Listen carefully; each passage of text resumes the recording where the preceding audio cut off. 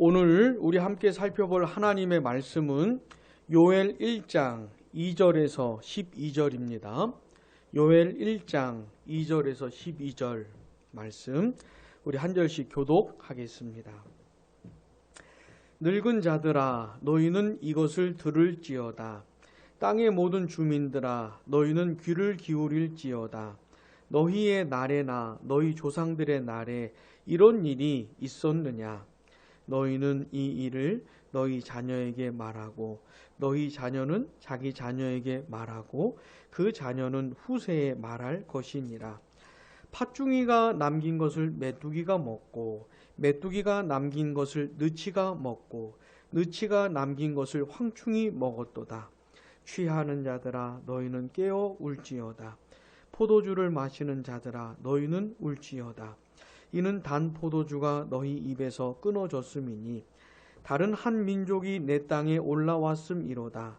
그들은 강하고 수가 많으며 그 이빨은 사자의 이빨 같고 그 어금니는 암사자의 어금니 같도다. 그들이 내 포도주를 멸하며 내 무화과 나무를 긁어 말갛게 벗겨서 버리니 그 모든 가지가 하얗게 되었도다. 너희는 처녀가 어렸을 때에 약혼한 남자로 말미암아 굵은 배로 동이고 애곡함같이 할지어다. 소제와 전제가 여호와의 성전에서 끊어졌고 여호와께 수종드는 제사장은 슬퍼하도다. 밭이 황무하고 토지가 마르니 곡식이 떨어지며 새 포도주가 말랐고 기름이 다하였도다. 농부들아 너희는 부끄러워할지어다. 포도원을 가꾸는 자들아 곡할지어다. 이는 밀과 보리 때문이라 밭의 소산이 다 없어졌음이로다. 포도나무가 시들었고 무화과 나무가 말랐으며 석류나무와 대추나무와 사과나무와 밭의 모든 나무가 다 시들었으니 이러므로 사람의 즐거움이 말랐도다. 아멘.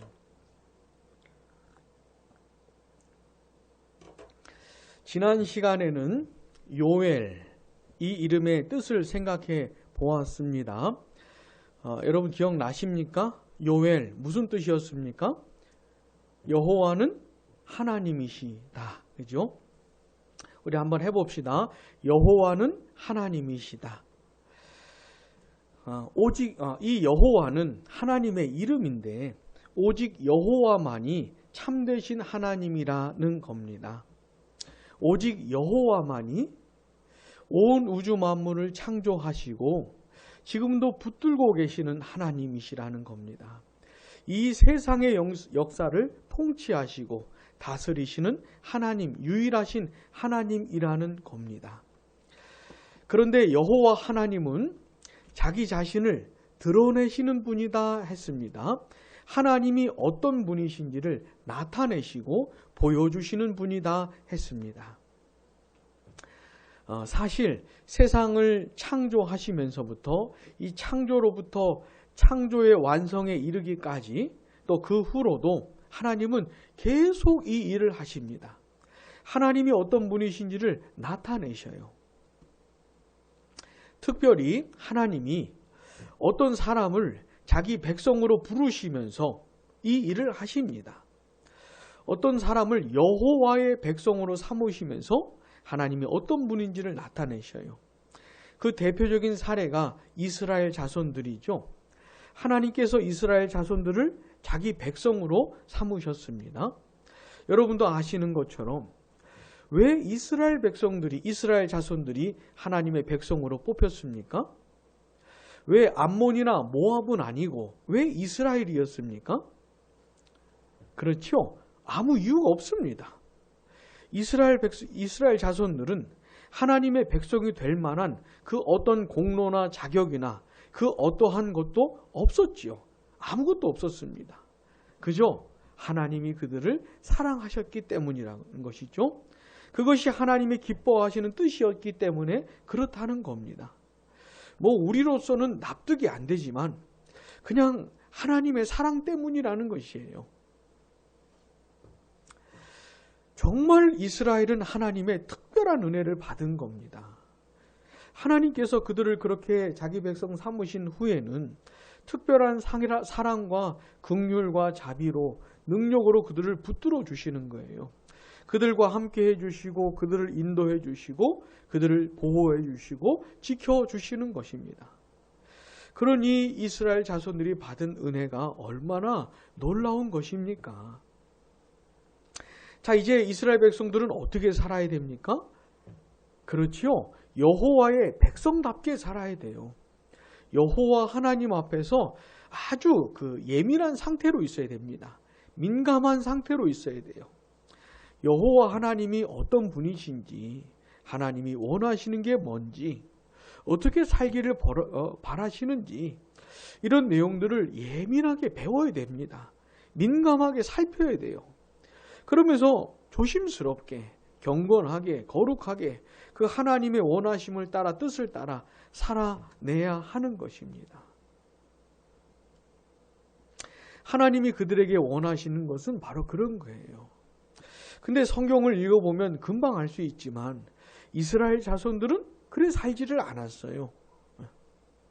그렇게 은혜와 사랑을 베풀어 주신 하나님을 버리고 온갖 이 잡다한 우상 숭배에 빠져서 살았지요.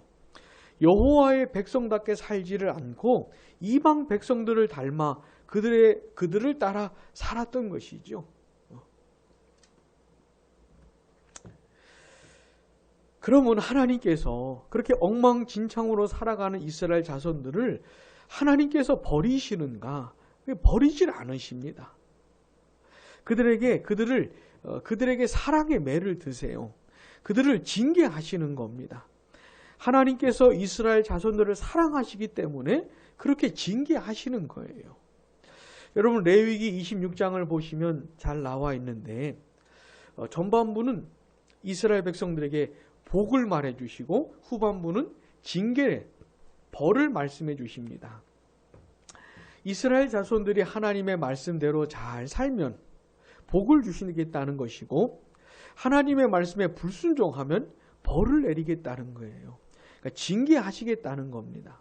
근데 그 내용들이 뭐냐면 전쟁, 이방 민족이 쳐들어온다거나 아니면 여러 가지 질병이 걸린다거나 아니면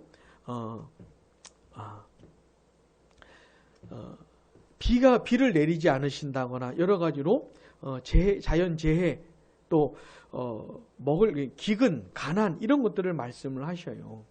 근데 26장을 읽어보시면은 하나님께서 그런 징계를 내리시는 이유가 뭐냐면 이스라엘 백성들 그냥 벌받아서 망해라 이런 것이 아니고 그런 징계를 통해서라도 정신을 차리고 하나님께로 돌아오라는 겁니다. 자신들이 하나님 앞에서 어떻게 살고 있는지를 깨닫고 하나님 앞에서 짓는 죄를 깨닫고 하나님께로 돌아오라고 하는 것이에요. 근데 이스라엘 자손들이 돌아오지를 않으면 하나님께서 7배나 더한 징계를 내리시겠다는 거예요. 그게 이제 몇 번 반복이 됩니다. 근데 26장이 어떻게 끝나냐면 그렇게 하나님이 내리신 벌을 받고 이스라엘 자손들이 망했더라. 이렇게 끝나는 게 아니고 나중에 이스라엘 자손들이 심지어 다른 나라의 포로로 끌려간 다음에라도 그 이방 땅에서라도 자신들의 죄를 깨닫고 하나님 앞에 돌아오면 하나님이 그들을 다시 받아주신다는 얘기로 끝나요. 하나님께서 이스라엘과 맺으신 언약을 기억하고 다시 그들의 하나님이 되어주시겠다는 내용으로 26장이 마무리가 됩니다. 그러니까 이게 하나님의 뜻이에요. 이스라엘이 미워서 징계하시는 것이 아니고 너무너무 사랑하는데 그 하나님의 백성들이 정신을 차리지 않고 자기들 멋대로 살고 있으니 그런 징계를 통해서라도 돌아오게 하시는 겁니다. 그런데 이 요엘 선지자를 통해서 말씀을 주셨던 때는 이 유다 백성들이 너무너무 완고해지고 완악해졌을 때예요. 그 유다 백성들을 사랑하시는 하나님의 마음을 잊은 지 오래입니다. 이미 하나님을 버리고 하나님의 말씀대로 살지 않은 지 오래예요. 오래됐어요. 그리고 어지간한 징계로는 꿈쩍도 안 하는, 어지간한 것으로는 꿈쩍도 안 하는 상태가 되어버린 겁니다.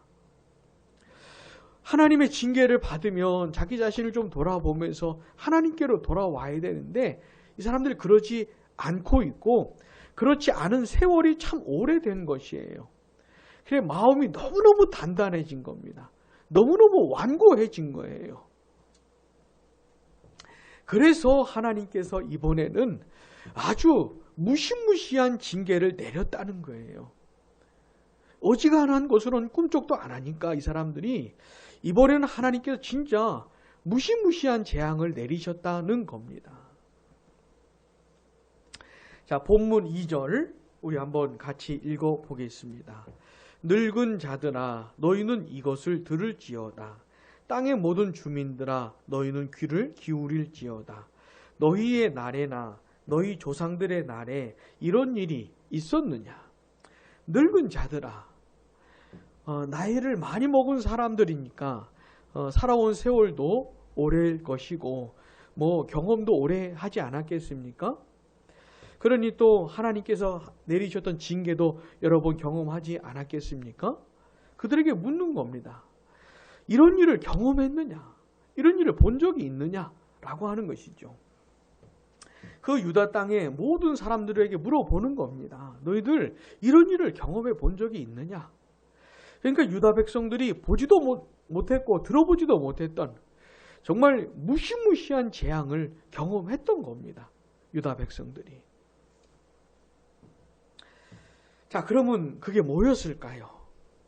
본문 4절 같이 읽어보겠습니다. 본문 4절.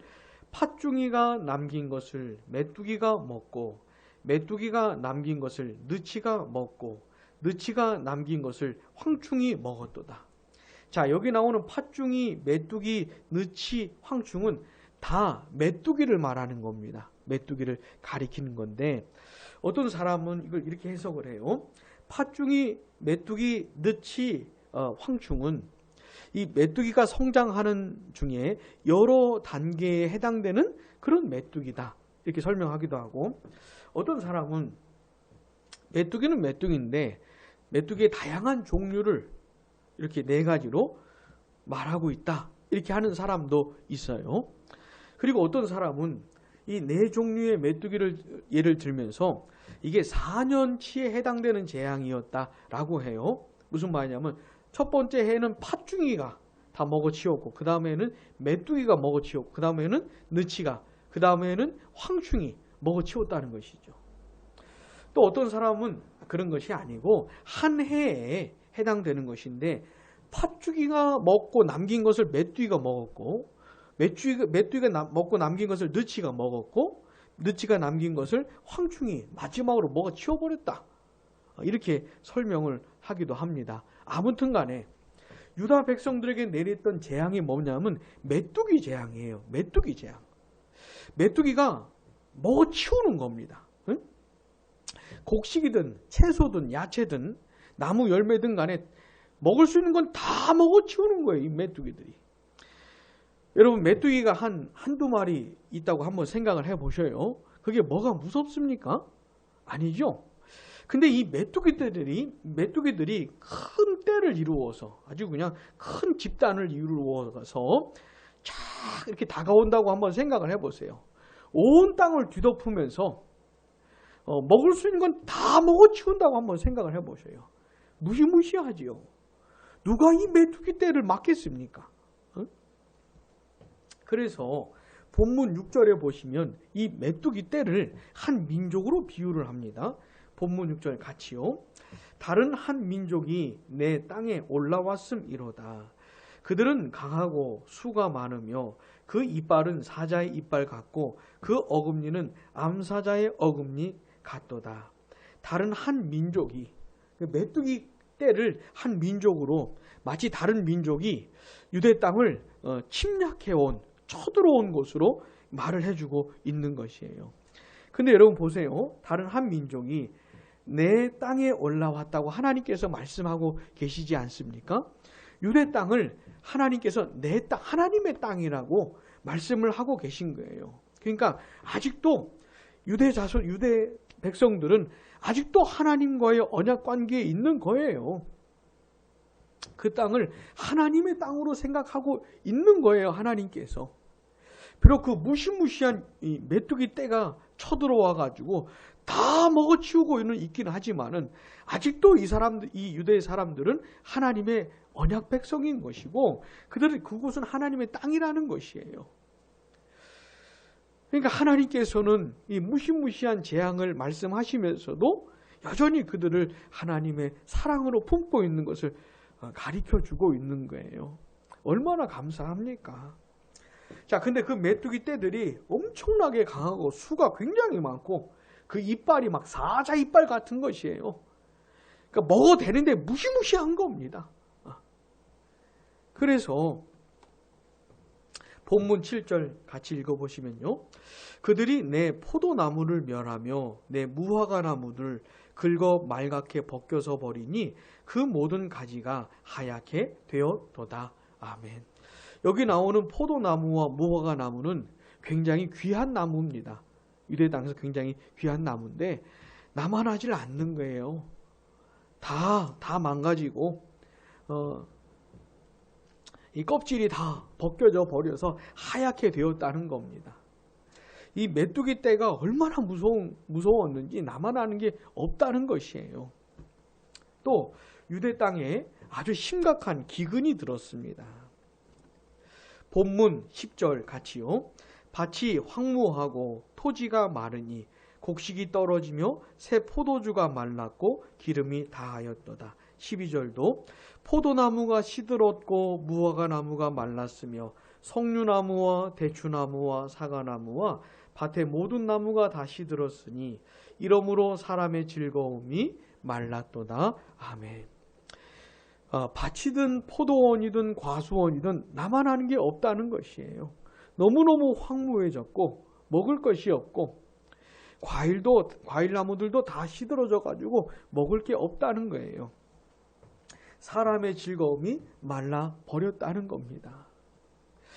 하나님께서 유다 백성들을 긍휼히 여기셔서 먹을 것도 주시고 곡식도 주시고 채소도 주시고 과일도 주셨을 때는 그 유다 백성들이 그런 거 먹으면서 즐거워했죠.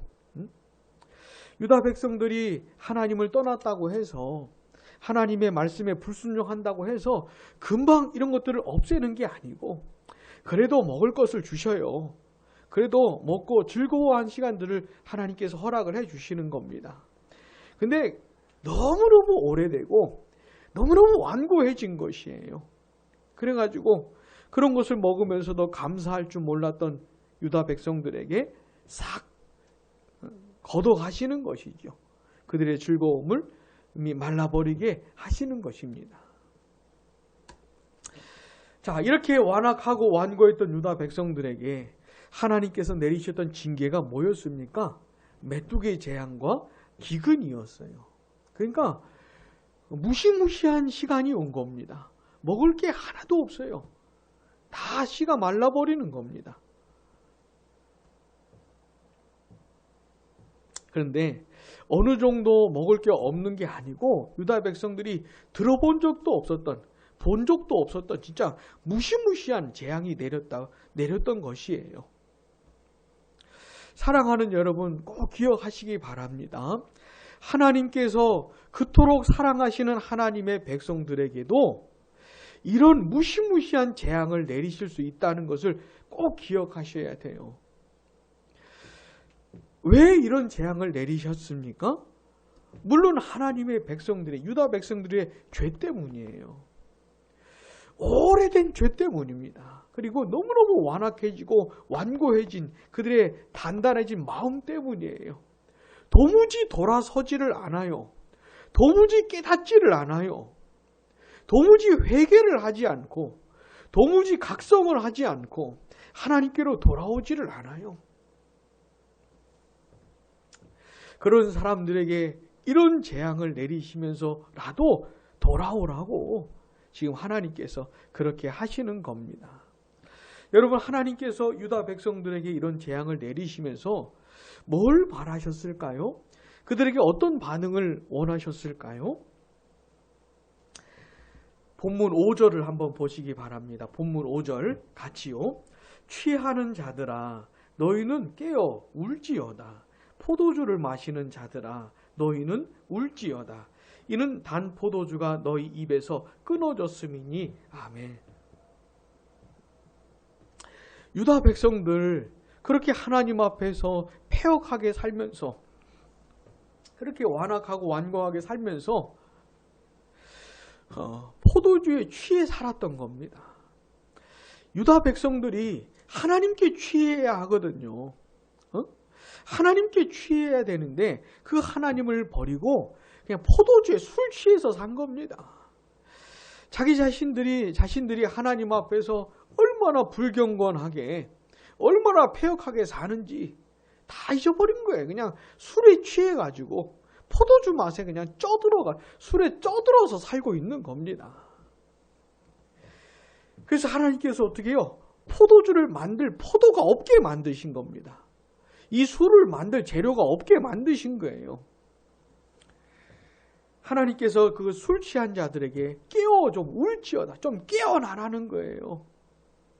술 취해서 술에 쪄들어 있지 말고 좀 깨어나라는 겁니다. 울라는 것이에요. 통곡하라는 것입니다. 너희들은 지금 술 취해 있을 때가 아니고 깨어나야 된다고. 울어야 되는 때라고 말씀을 하시는 거예요.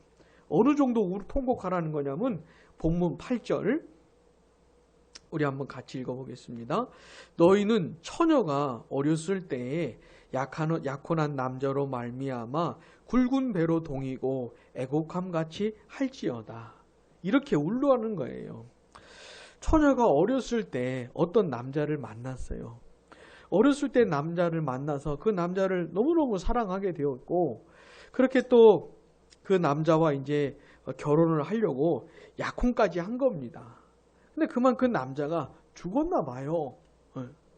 그러니 이 어린 처녀가 얼마나 슬펐겠어요. 이제 너무너무 사랑해서 결혼을 하려고 했던 그 남자를 결혼도 못하고 그 남자를 먼저 보냈으니 그 마음이 얼마나 힘들었겠어요. 얼마나 괴로웠겠어요. 그렇게 통곡하라는 겁니다. 그렇게 애곡하라는 것이에요. 진짜 온 세상을 다 잃어버린 것처럼 세상에서 가장 큰 슬픔을 당한 사람처럼 그렇게 통곡하고 애곡하라는 것이죠. 이게 하나님께서 유다 백성들에게 바라셨던 반응이었어요. 그들은 비록 그렇게 완악해지고 완고해졌지만 이렇게 무시무시한 재앙을 통해서라도 그런 고통을 통해서라도 이제는 하나님 앞에 좀 깨어나라는 겁니다. 통곡하고 자신들의 비참한 상태를 보면서 완악하고 완고한 마음을 보면서 통곡하고 애곡하라고 하는 것이에요. 또 하나님께서 유다 백성들에게 요구하시는 내용이 있습니다. 본문 3절을 우리 한번 같이 읽어보겠습니다. 너희는 이 일을 너희 자녀에게 말하고 너희 자녀는 자기 자녀에게 말하고 그 자녀는 후세에 말할 것이니라. 아멘. 너희 자녀들에게 이 얘기를 해주라는 겁니다. 이 무시무시한 재앙에 대해서 말을 해주라는 거예요. 자기들이 보았던 그 무시무시한 메뚜기 떼에 대해서 말을 해주라 이 말입니다.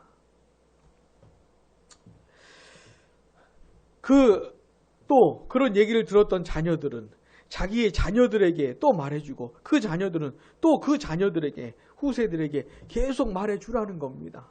이 메뚜기 대재앙을 계속 전달을 하라는 것이에요. 자녀들에게 계속 이어서 전달을 해주라는 겁니다. 근데 단순히 그 재앙에 대해서만 말을 해주라는 게 아니겠지요. 왜 하나님께서 하나님의 백성들을 그토록 사랑하시는 유다 백성들을 이렇게 무시무시한 징계를 하셨는지를 말해주라는 것이겠지요. 우리가 너무너무 하나님 앞에서 부패하게 살았다. 우리의 상태가 너무너무 완악하고 완고했었다. 하나님을 버린 지 오랬고 하나님의 말씀을도 버린 지 오래되었고 하나님을 떠나 산 세월이 오래되었고 이제는 마음이 너무너무 단단해져서 너무너무 패역한 상태로 있었기 때문에 하나님께서 그런 재앙을 내리셨다. 그런 재앙을 통해서라도 제발 좀 돌아오라고, 제발 돌아오기를 바라시는 하나님의 마음으로 그렇게 하셨다. 이런 얘기를 계속 전달해 주라는 겁니다. 그렇게 완악하고 패역할 때는 진짜 통곡하고 애곡해야 된다고. 우리가 술에 쪄들어 살 것이 아니고 깨어나서 통곡하고 자복하고 회개하고 그래야 된다고 자녀들에게 계속 전달을 하라고 하는 것이죠. 왜냐하면 비록 나는 그런 재앙을 받았어도, 비록 우리 때에는 그런 징계를 받았더라도 우리 자녀 때에는 그런 일이 없도록, 우리 자녀 때에는 그런 징계가 아니어도 그냥 하나님을 잘 섬기는 백성들이 되도록 평상시에 하나님께서 은혜와 사랑을 베푸실 때에 그 사랑을 누리면서 또 겸손하게 민감하게 하나님 앞에 신실하게 경건하게 잘 사는 그런 세대가 될 수 있도록 이렇게 전달을 얘기를 해주라고 하는 것이에요.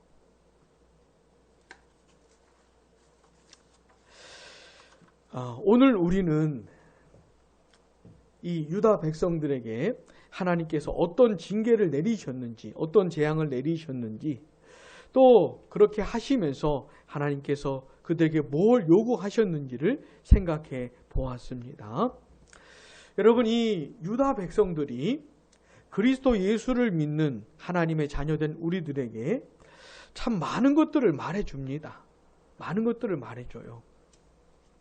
자, 여러분, 유다 백성들이 어떻게 하나님의 백성이 되었다고 했습니까? 유다 자손들이? 그렇죠? 그냥 하나님의 사랑 때문이라는 거예요. 이스라엘 자손들에게는 그 어떠한 이유도 없어요.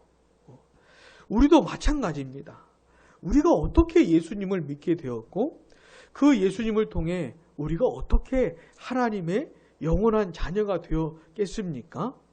그렇죠? 우리에게는 아무 이유가 없어요. 우리에게는 아무런 공로나 자격이나 설명할 내놓을 만한 게 없습니다. 그저 하나님이 우리들을 사랑하셨기 때문이라는 거예요. 그래서 우리 같은 죄인들을 그리스도 안에서 구원을 하신 겁니다. 우리의 모든 죄를 용서해 주시고 영원한 하나님의 자녀로 삼아 주신 거예요. 하나님께서 그리스도 안에서 우리를 언약 관계를 맺으신 겁니다. 자, 예수님을 믿는 우리는 하나님의 백성이 되었어요. 하나님의 자녀가 되었습니다. 근데 영원한 자녀가 된 거예요. 이렇게 하나님 구원하신 우리들을 하나님이 구원했다가 버렸다가 품었다가 내쳤다가 이런 게 아닌 겁니다. 영원한 하나님의 자녀가 된 것이에요. 그러니 우리가 받은 은혜가 얼마나 큽니까? 하나님은 우리를 영원히 버리지 않습니다. 영원히 우리를 놓지를 않습니다. 영원히 우리와 함께 하시고 붙들어 주고 계신 거예요. 그러니 우리가 받은 은혜가 얼마나 큰 겁니까? 자, 우리 어떻게 살아야 됩니까? 이 하나님의 은혜와 사랑을 기억하면서 그 사랑에 감격하여서 하나님 앞에서 예민하게 살아야지요. 아주 민감한 상태로 있어야 되는 겁니다. 그 하나님 아버지께서 원하시는 게 뭔지, 우리에게 바라시는 삶이 뭔지 아주 예민하게 민감하게 살피면서 살아야 하는 것이에요. 하나님 도와주시라고. 하나님께 받은 은혜가 너무 큰데 이 은혜에 합당한 사람으로 살 수 있도록 도와주시라고. 여전히 나는 하나님의 뜻대로 살고 싶은 마음이 있는데 여전히 나는 내 안에 악한 본성이 남아있고 내 자신이 너무너무 연약하고 마귀가 날 유혹하고 죄가 날 유혹하고 세상이 날 유혹해서 내가 이런 것들을 이겨내 가면서 하나님의 뜻대로 살아가기가 너무너무 어려우니까 날 좀 도와주시라고 이렇게 겸손하게 하나님께 도움을 구하면서 하나님의 뜻이 뭔지 민감하게 헤아리면서 그렇게 살아가야 하는 것이에요. 자, 그런데 만약에 우리가 그렇게 살지를 않고 하나님 아버지도 멀리하고 하나님의 말씀도 멀리하고 하나님의 뜻대로 살지 않고 그냥 내 멋대로 내 방식대로 세상 흘러가는 대로 살면 그러면 하나님께서 우리를 버리시는 게 아닙니다. 그리스도 안에서 하나님의 자녀로 삼은 우리를 버리는 게 아니에요. 포기하시는 게 아니고 내팽개치는 것도 아닙니다. 하나님이 우리들을 사랑하시기 때문에 어떻게 해요? 사랑의 매를 드시는 거예요. 사랑하는 아버지가 그 아들을 사랑하는 아들을 징계하는 것처럼 하나님 아버지께서 우리들을 징계하시는 거예요. 왜요? 사랑하시니까. 처음부터 징계하는 건 아닙니다. 우리 하나님 아버지는 굉장히 인격적인 분이세요. 말씀을 하시고 대화를 하시고 하나님 아버지의 뜻을 가르쳐 주시고 그렇게 인격적으로 따라오기를 순종하기를 기다리시고 그러니까 인격적인 하나님이셔요. 이런 인격적인 교제를 나눈 시간을 갖습니다. 근데 그런 인격적인 은혜를 베풀어 주심에도 불구하고 우리가 만일 하나님을 멀리하고 하나님의 뜻대로 살지를 않으면은 그때는 하나님이 징계를 드시는 거예요. 말로 해서 안 되니까 매를 드시는 겁니다. 근데 처음부터 막 때리는 게 아니에요. 막 후려치는 게 아닙니다. 처음에는 한두 대 때리는 거예요. 약하게 때리는 겁니다. 왜요? 그 정도 맞고 돌아오라고 정신 차리고 좀 돌아오라고 하시는 거예요. 근데 그 정도 맞았는데 돌아오질 않으면 그거보다 좀 더 센 걸 때리시는 겁니다. 막 후려치는 게 아니고 조금 더 센 매를 때리는 거예요.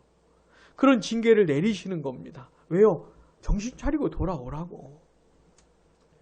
근데 이렇게 하심에도 불구하고 돌아오지 않고 그 마음이 아주 단단해지고 완악해지고 완고해지면은 진짜 내 인생에 경험해보지 못했던 그런 징계를 내리시기도 하는 거예요. 왜요? 내 마음이 너무너무 단단해졌으니까. 너무너무 고집불통이 돼버렸고 진짜 뭐 하나님의 백성 아닌 것처럼 살려고 작정한 사람처럼 막 살고 있으니까 어지간한 걸로는 정신을 안 차리고 있으니까 마치 포도주에 취해 사는 것처럼 하나님이 아닌 다른 것에 그냥 푹 쩔어가지고 푹 취해가지고 살아가고 있으니까 어지간한 것 갖고는 안 되니까 아주 센 매를 때리시는 겁니다. 큰 재앙을 내리시는 거예요.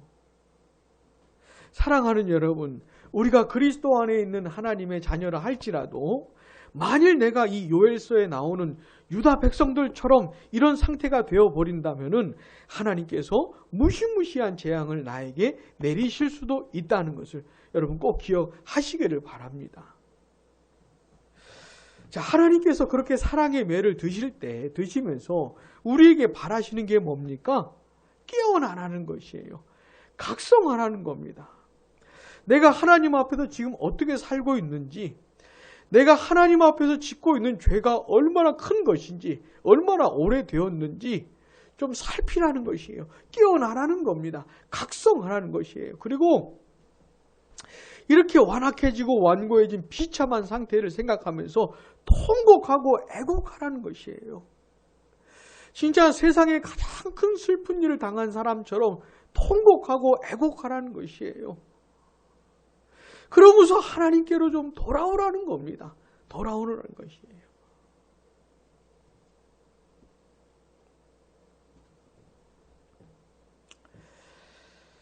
사랑하는 여러분, 그저 평상시에 하나님 앞에서 우리가 민감하게 살 수 있기를 바랍니다. 이렇게 하나님이 매를 들지 않아도 그냥 인격적으로 말씀해 주시고 얘기해 주시고 그 다음 기다려 주시고 뭐 이렇게 인격적인 시간을 가질 때 그냥 그런 때 하나님 앞에서 민감하게 우리가 살 수 있기를 바랍니다.